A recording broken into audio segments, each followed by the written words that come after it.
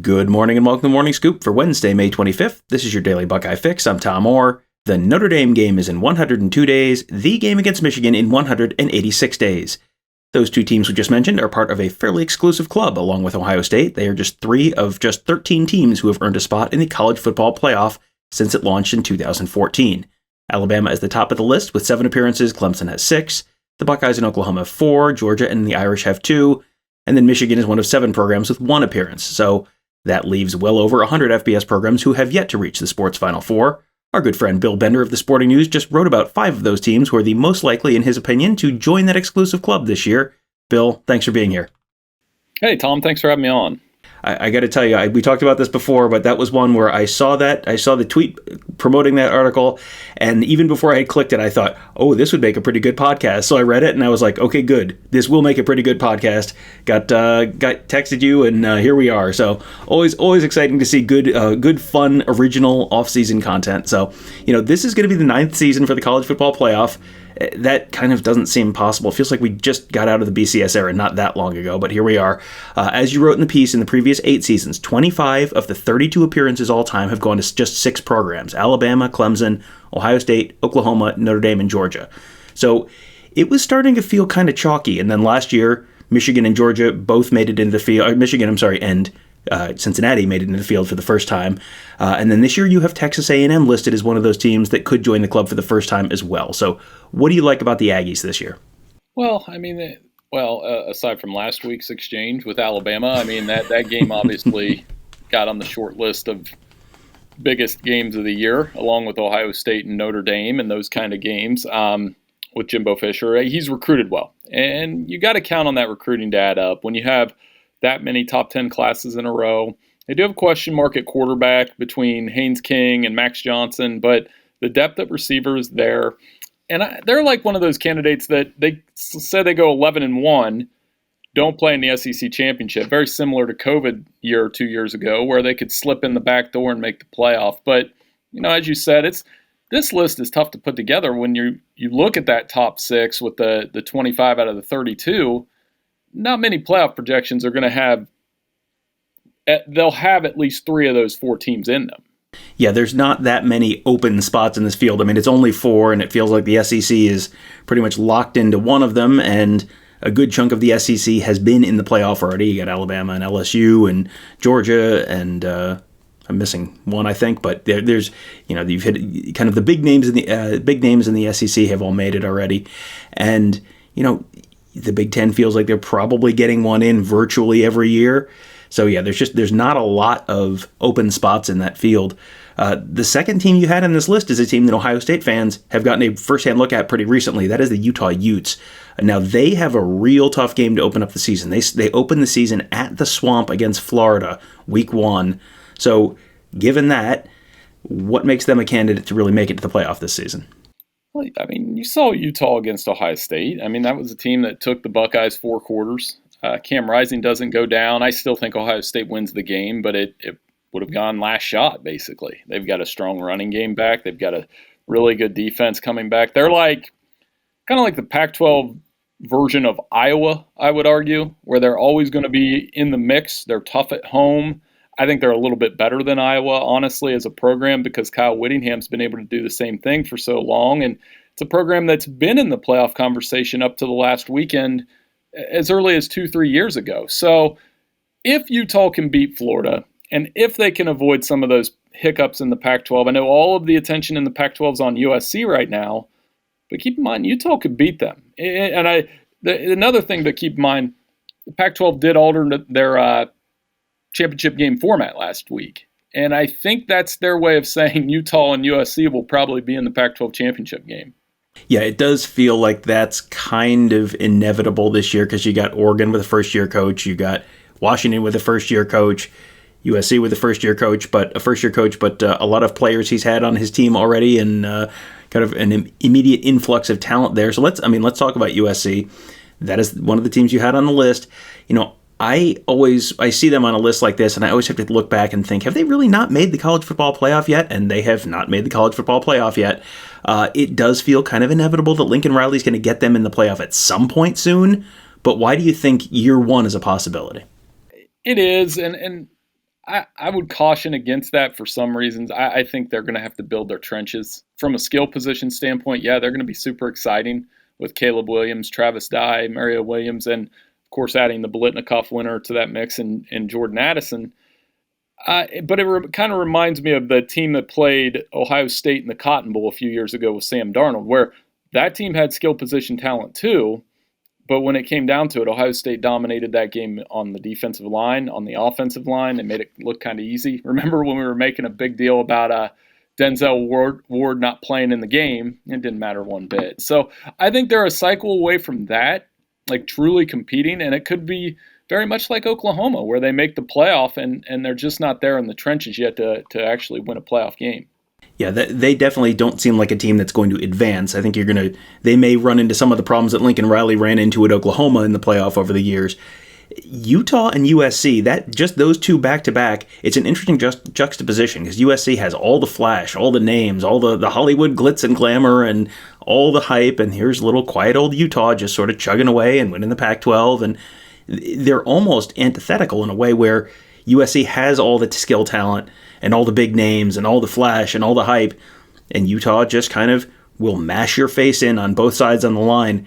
It almost feels like Utah might be, despite the hype differential, Utah might be better suited to win a college football playoff game because of that trench play than USC would be. Well, and again, they weren't afraid to get it in a shootout with Ohio State. They took it to Oregon in prime time. Now, that's why the Florida game's so important for the Pac-12. I would argue one of the most important games for the conference, maybe even more so than Georgia-Oregon, because I think if Oregon loses that game, there's a little bit of I don't want to say an apology, but I mean, with a new coach and all that kind of stuff, Florida's the one with the new coach in that Utah game.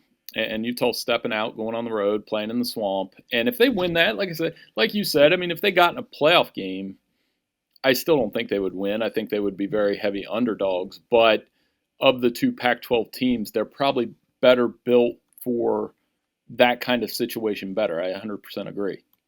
Yeah, and Oregon is, I think it's like a 16.5 point favorite going up against, underdog, sorry. Oregon is a 16.5 point underdog going up against Georgia week 1, and Florida is like a point and a half favorite against Utah. So yeah, the bookmakers seem to think that the Utah game might be the better chance for the Pac-12 to pick up a signature win over the SEC, and that's a conference that has just been dying for a signature win for a while. This is another one of those, can that possibly be right kind of stats? The Pac-12 has not had a team in the college football playoff since Washington in 2016, right? Was that the same year that Ohio State Clemson played the first Fiesta Bowl? That is a long time to be a Power 5 conference and not have a team in the college football playoff. So, yeah, I think the adjustment of the college or the Pac-12 championship game probably reflective of the Pac-12 looking and going, we need to do something different, and so that would be something different if it was Utah and SC in the Pac-12 championship game. Now onto another conference that has not had a whole heck of a lot of success in the college football playoff, and that is the Big 12. You have a potential first-time playoff team, but it is not the Texas Longhorns. It is the Baylor Bears. I thought maybe he'll have Texas in there. You got the Quinn Ewers hype, you got all that stuff. So what do you like about the Bears ahead of maybe the Longhorns? Well, and this one's probably the riskiest pick of all because of the skill position talent they've lost, but they've got new starting quarterback in Blake Chapin. Defense should be solid. One of the things Dave Aranda did well, and it's kind of like the Utah answer in some ways, they built the offensive and defensive lines. Jeff Grimes did a great job as the offensive coordinator. They had a dominating running game. Not many people expected them to beat Oklahoma State, to beat Ole Miss in a bowl game, to play Oklahoma the way they did. I think they're built to win the Big 12. I just don't know if they can get through the Big 12 without two bruises, especially without all the skill position talent. But in terms of a substance over style type pick, yeah, I mean, Baylor's that substance pick. If you want to go style with Texas and Quinn Ewers and Bijan Robinson and everything they have, that's fine. Just keep in mind that they're playing Alabama at high noon in 105-degree weather. And There was a time 2 weeks ago where that was the biggest story in college football before Nick Saban and Jimbo Fisher had their back and forth. Yeah, that's going to be an interesting one, and I mean, we'll see. I don't know that it's any hotter in Texas at noon than it is at 4 o'clock in the afternoon. I think if you want to not be hot in Texas in early September, it's either got to be at night or inside. Not a lot of great options for first week or second week of September in Austin, Texas, weather wise. But next up. The last one I think was the funniest of the possible choices, Lane Kiffin and Ole Miss. And I mean, you mentioned earlier the Nick Saban, Jimbo Fisher kind of kerfluffle a week ago. I don't think there is a funnier possible outcome than those guys getting into it this spring, and then Lane Kiffin just sort of sliding in the side door to steal a bid from one, or I mean, potentially funnier, both of them. So Bill, please tell me what we need to see in order to have Lane Kiffin in the college football playoff and Jimbo Fisher and Nick Saban just watching from the sideline. He needs to stop going for it on fourth down against Alabama when, like he did last year. But, he worked the portal. They get Jackson Dart from USC. They get Zachary Evans, the tailback from TCU.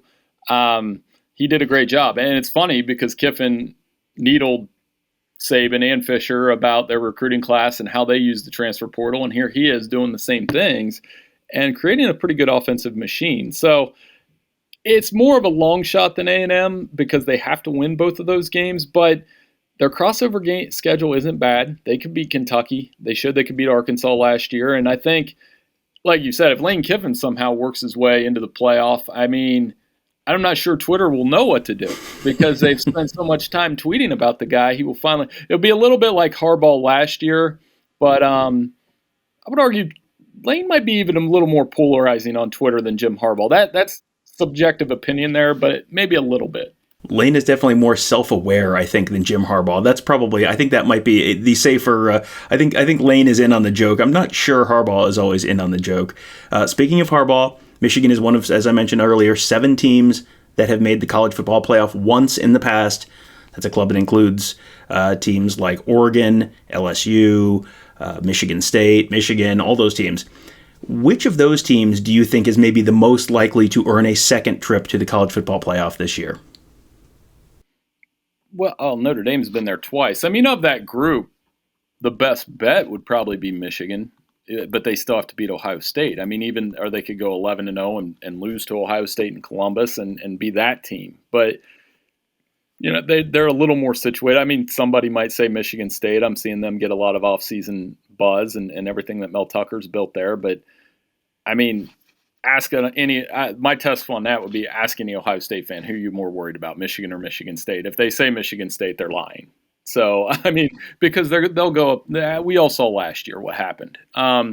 So I think they would probably be the most likely, but of that crew of one-time teams, I mean, Florida State's not there yet. Cincinnati might have a little bit of a rebuild. Oregon's got to play Georgia in the opener. Washington's nowhere near that right now. Florida State's even further back than Washington, which, interesting thing when you look at all those playoff teams, like Florida State at the beginning of the college football playoff era was in every year they'd won 30 straight games at one point. So any one of those schools could fall off. I was going to say Notre Dame, honestly, but they've been there twice. Even if they lose to Ohio State, their schedule's set up that they could get back in the playoff mix as well. Yeah, they might be set up a little like Oregon was last year, where you have that one sort of potential for a signature win up front, and then there's not a whole lot of meat in the regular, the heart of the schedule. And then, Oregon obviously ran into Utah a couple times late in the year, and that didn't go great for them. But if if Notre Dame can pull off the win against Ohio State, that kind of catapults them into the conversation until they lose once or twice. And even if they do lose to Ohio State, you could still potentially, you win out and you're 11-1, and you can kind of overlook an early season loss. So, yeah, they are definitely a threat to potentially make it for the third time in a row, or third time, I guess, in history, not in a row. So, Bill, let people know where they can find you on Twitter and where they can find all the fun articles you're writing right now, like this one and some of the other stuff you got coming up. No, yeah, it's great to catch up with you. You can see all our stuff at sportingnews.com. It is that point of the year around. I always like from Memorial Day to July 4th is that time where we have a lot of articles like this. You'll see our coach rankings. You'll see our top 25, our bowl projections. It's kind of a one-a-week type deal. Try to get one of those out a week. Top 25 quarterbacks. There'll be a lot of Ohio State interest in that. And, Like I said, told you before I came on, I mean, I was able to get to Ohio Stadium yesterday, check out the quarterfinals in lacrosse, and a couple Big Ten teams. Maryland played well, obviously. Cornell ended up beating Delaware, but I couldn't help but step in that stadium, and I kept saying to my son and daughter, I was like, man, that Notre Dame game is going to be cool here in a few months. That's what I was thinking about in the middle of those lacrosse games. So looking forward to it. Can't wait. Yeah, coming in just 102 days, so there's a good bit of offseason still to go before then, but that's all right. We have I was listening to Bill talk about some of those articles, and I was like, might have him on for that, so might have him on again for that. So you might see Bill again at some point in the next few weeks as he continues churning out really interesting content, looking at college football from a more national angle. Also, make sure if you are looking for interesting content, you check out all of our other great podcasts. Tony Gerderman and I do Buckeye Weekly. Kevin Noon does the Big Me Kickoff. Mark Givler and Bill the Bank Green do Gives in the Bank, and Alex Gleitman does Around the Oval. You can find them all where you used to find this. Just search Buckeye Scoop to find all of those. You can leave us a 5-star rating and review and subscribe as well. That will let you get every episode downloaded automatically just as soon as it comes out. That'll do it for today. Thank you guys all for joining us. Have a great day. We'll talk to you tomorrow.